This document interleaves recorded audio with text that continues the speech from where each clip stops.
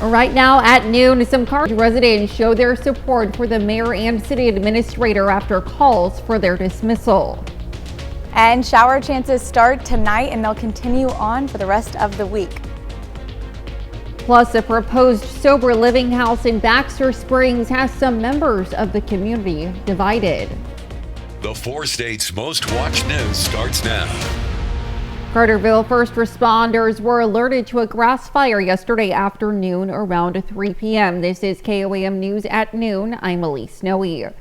The fire was located on the western edge of town and could be seen from Webb City along East Road.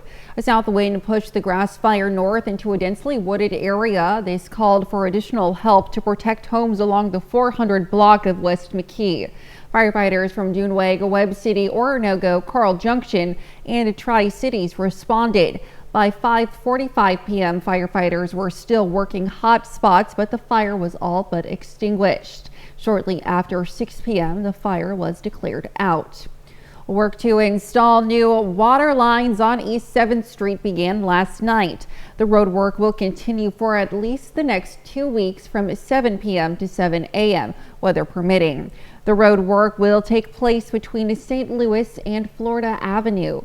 The intersection of the road and side streets will be closed to all traffic, and drivers are advised to find alternate routes. This project is part of the ongoing infrastructure improvements in the city, and you'll see new hydrants as part of the above ground improvements. Now let's check in with meteorologist Lindsay Gaffney for a look at the forecast. Well, temperatures are now warming up today, and we do still see wind gusting up to 30 miles per hour, still ahead of that front. Now, you can see where the winds have shifted. This is from the south pretty fast, but if you look up in those northern counties, those winds are shifting out of the north, and they're going to slow down a lot once that shift comes. Now, temperatures across the region, we're getting into the mid 70s now, still a few sticking in the 60s. We've got Iola 69, Parsons is 68 degrees, but out in Joplin 75 degrees. So we are warming up today. Temperatures do get up there, but we also see a few showers starting to make their way in right along that front. Now, one shower just moving in towards Pittsburgh. We also have a few more showers starting to push into those northern counties, and those will continue on as that front passes the region. Now I'll have more details for you in just a bit. All right, thanks, Lindsay. We'll check in with you soon. Well, the city of Baxter Springs, Kansas yesterday announced federal funding for a new firehouse. The city hosted a groundbreaking ceremony and held a news conference to discuss the project. $1 million in federal funds will be freed up to replace the city's current firehouse, which is more than 100 years old. Fire officials say they've outgrown the current station and need more space. Former firefighters were on hand for the ceremony. So it's been tremendous to be able to have 3 of our firefighters that served over 50 years of service in that fire station of 100 years. For them to be able to break ground and be a part of this new firehouse to start a new tradition is just spectacular for us. The federal money comes from fiscal year 2024 appropriations package passed by Congress and signed into law last month. Some Carthage community members are voicing support for the Carthage mayor and city administrator after the city council discussed their removal. Earlier this month, the council made a vote of no confidence in Mayor Dan Reif. The council also voted to dismiss city administrator Greg Dagnan, but the mayor says the motion requires his vote, something he will not approve. Council members who voted for the removal of the 2 officials say there is a mistrust. Since the council votes, city employees and community members have voiced their support for the mayor and city administrator. A number of people in the community have distributed a letter by email that says they are in support of immediate suspension of all proceedings leading to the removal of the 2 city officials. Great. I mean, of course it feels good to know that, there are a lot of folks out there that do support us and do see the positive changes that have happened in the last few years and want to see that continue. We've reached out to every Carthage City Council member. Council members Lori Lease and Alan Snow are the only ones to respond. Lease says she wishes to receive all the facts before making a decision about the removal of the mayor and city administrator. And Snow says he has a lot of lost trust in the mayor and the city administrator. You can read his full statement on our website, KOAMnewsnow.com. Upright House Ministries is building its first sober living home for men on Park Avenue in Baxter Springs, Kansas. The Christian nonprofit organization plans to house 6 men who are serious about living sober. One neighbor passed out flyers to residents concerned about the location. The sober living home is 300 feet south of an elementary school and a 3-minute walk from a restaurant bar that you can see from the porch. I kind of questioned the location myself at first, but I work with folks all the time. There are different classes of people in addiction. The people we're going to be working with are guys who are really trying to get their life together. I wouldn't dream of bringing somebody in here just straight detox off the street and put them in the neighborhood, because that would be wrong. We're going to be good neighbors.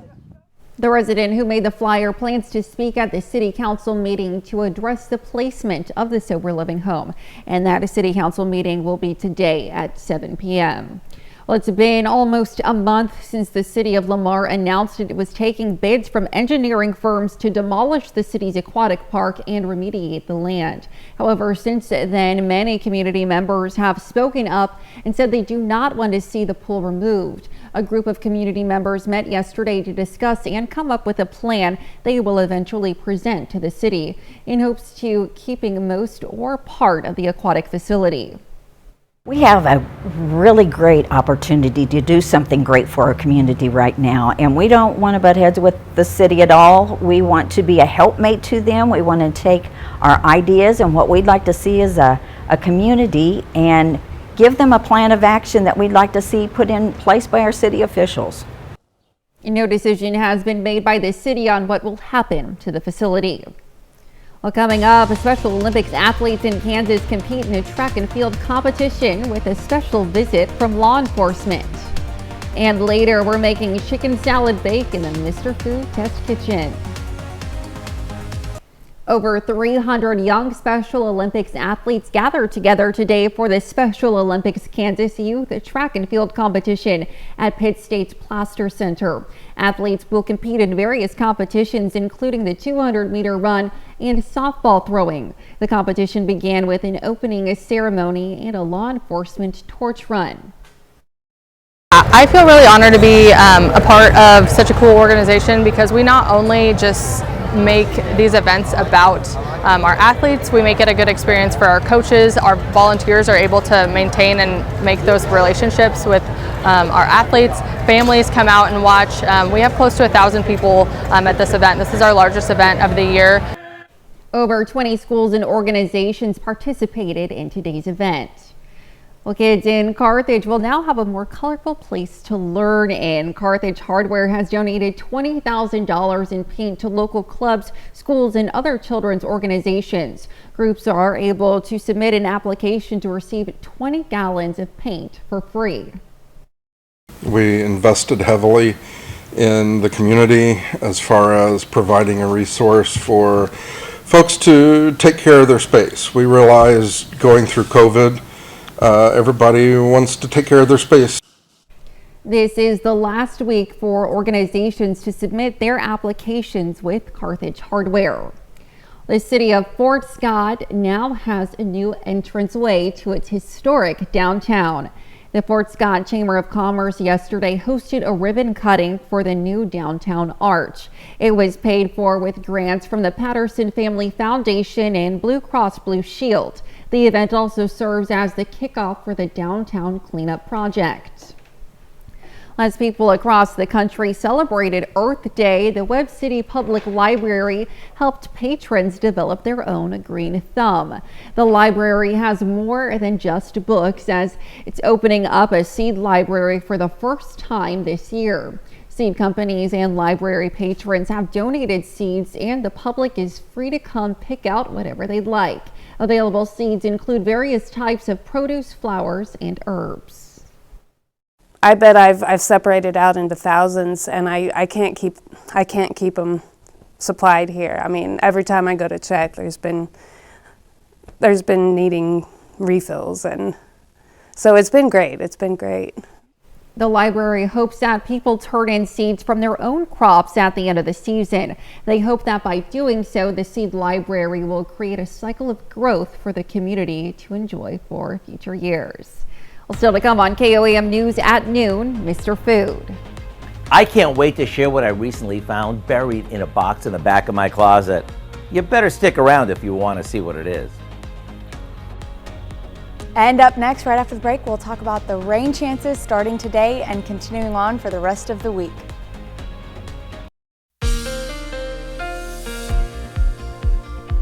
Well, so far it's been a really nice morning and temperatures have warmed up to the mid-70s already. Let's take a look outside at 7th and Range Line. You can see all those clouds moving in. We do have a few elevated showers right now making their way into Pittsburgh, but nothing too severe at the moment.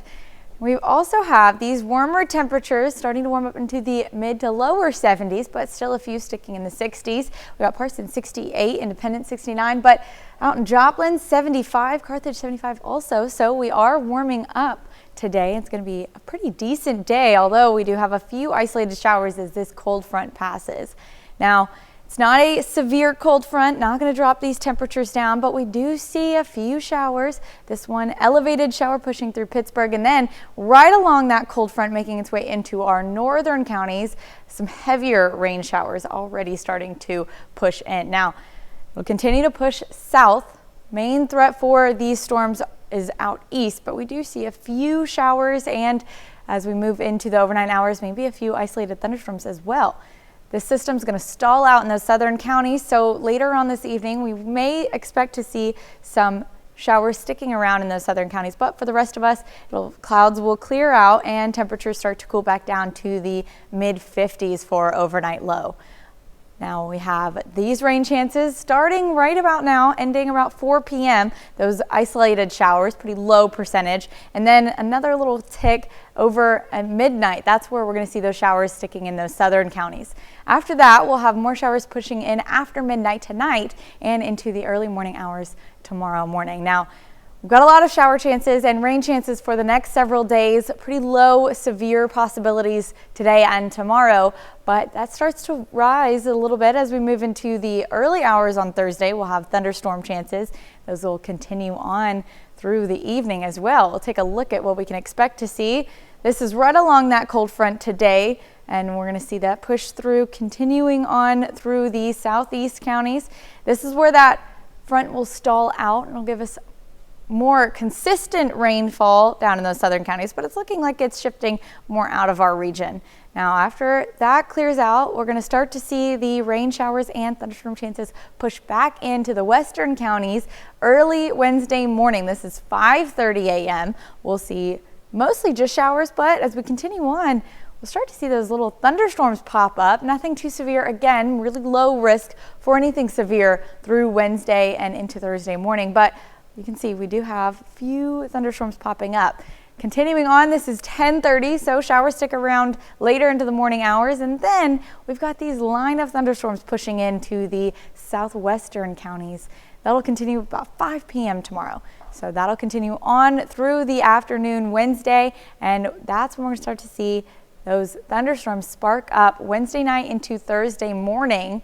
We're going to have thunderstorms Thursday and a possible alert day Friday, Saturday, and Sunday as well. We're going to continue to update you guys on the possible alert. We may see that drop or may change that to an alert day as we get closer and we're able to correctly determine the severity and the timing of these storms. Well, you know, right now it's gorgeous out there. I was just at Pitt State and I couldn't believe how nice it was. So Yes, it's great outside. Clouds are holding off for Yes. most of the region, but like I said, a few showers, but like nothing too bad today. Nothing so too bad. Not too shabby. All right. Thanks, Lindsay. Well, stick around. We're making chicken salad bake in the Mr. Food Test kitchen. We'll be right back. Today's Mr. Food dish is a Southern favorite that was discovered in an old cookbook. Howard shows us the recipe for chicken salad bake in the Mr. Food Test kitchen. apple tort. Wow. You know, we love flipping through community cookbooks where women from a church, sisterhood, or social club collect their best recipes. These cookbooks are usually sold as a way to raise funds for their organization. And when it comes to recipes, they're typically ones that each contributor takes great pride in, since their name is often printed right on the same page as the recipe. You can bet this gets a bit competitive, but in a fun way. Today I'm sharing a recipe for a Southern chicken salad bake that's a twist on one that I came across in a community cookbook that I found buried in the back of my closet. It's so good, it's certainly worth sharing. It's simply a can of cream of chicken soup, some mayo, chopped celery and onion, pimentos, and cut up chicken. You know, we mix it all together, then spoon it into a casserole dish. And just before it goes into the oven, we top it with cheddar cheese and coarsely crushed potato chips. When it comes out, it's ready to serve for dinner, family style, or we can take it to a neighbor, because that's what they do in the South. Either way, you're in for a treat.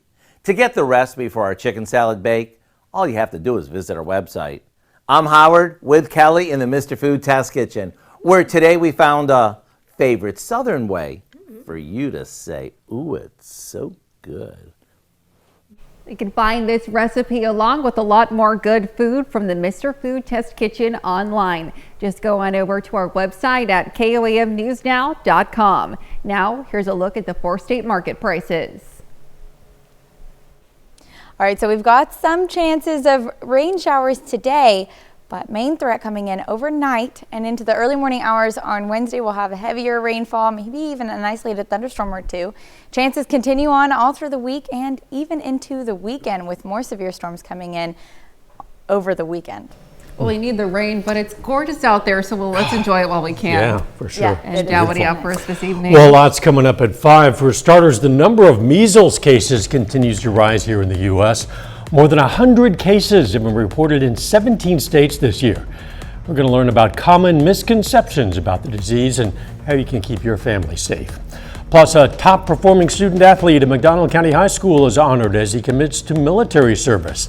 And the next generation of leaders graduates from the Crawford Community Youth Leadership Program. Hope you'll join us for those stories, a whole lot more, of course. It's all coming up today. KOAM News at 5. Absolutely. We'll be sure to tune in. And we'll be sure to enjoy that weather as well that's out there It's until nice the rain out there comes at in. the moment, for sure. Gorgeous, absolutely. Well, that's the news for now. Thank you for joining us on KOAM News at Noon. We'll, of course, see you right back here at 5. Until then, have a great rest of your day.